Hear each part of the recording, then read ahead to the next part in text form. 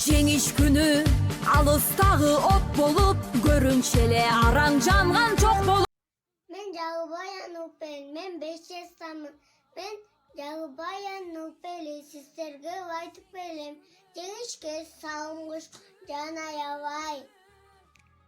Эл жүрөк күчтө атам жаңыбай. Тынчтыкты белек кылган билген атам. Эл эсинде сактанат аба качан. Жеңиш күнү куттуу болсун канайык.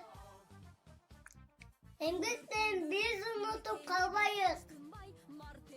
Эч качан эч ким унутпайт деп, ата-бабанын кылган ишин баалайбыз.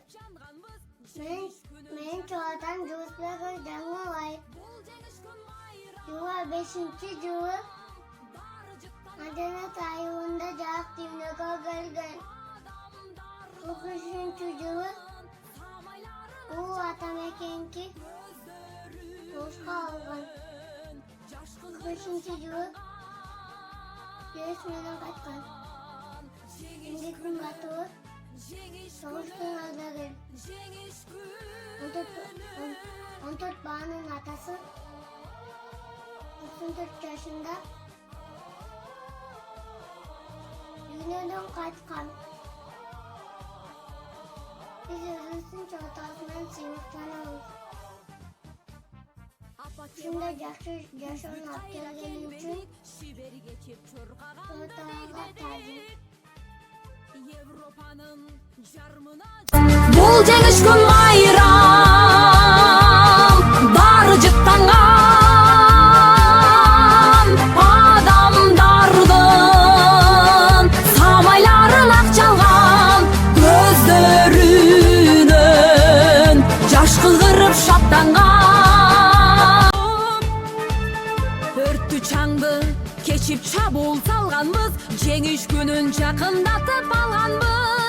Бул жеңиш күн майрам, баары жыттанган адамдардын самайларын ак чалган, көздөрүнөн жаш кыгырып шаттанган. Жеңиш күнү, жеңиш күнү, жеңиш күнү.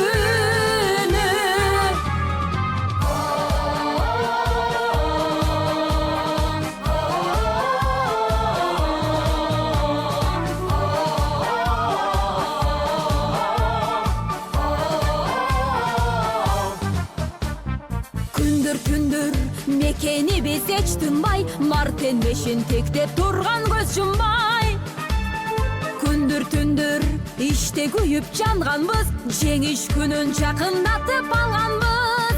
Бул жеңиш күн майрам, баары жыттанган адамдардын самайларын ак чалган.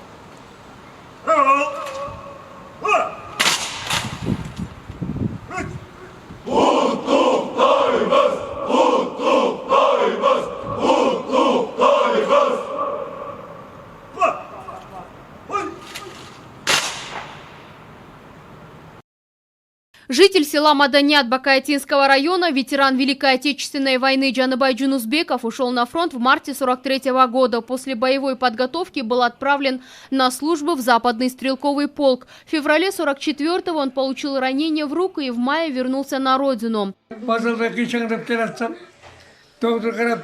Мне было тяжело ходить, и врач спросил, смогу ли я сам уехать домой. Я обрадовался и сказал «да». Он спросил, какой вокзал. Я ответил «Джамбал». И он в тот же день написал документ. На следующий день я уехал. После войны Джаныбай Джунузбеков работал агрономом в колхозах и совхозах Бакаятинского района. Поздравить с 90-летним юбилеем Аксакала пришли его родные.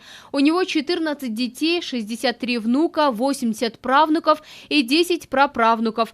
Мы рады, что он живой, здоровый и находится среди нас. Ведь нам нужны такие аксакалы, которые будут наставлять нас и давать мудрые советы.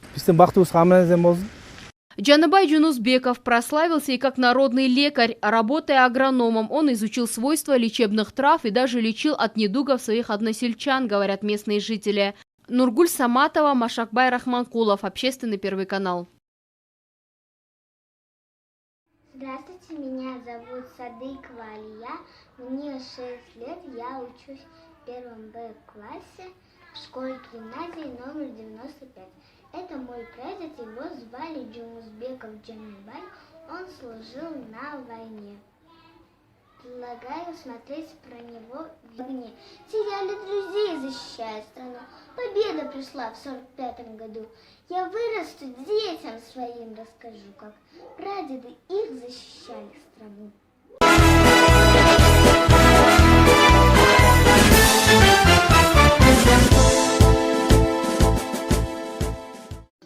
Я Искаков Ильдар, воспитанник садика номер 55.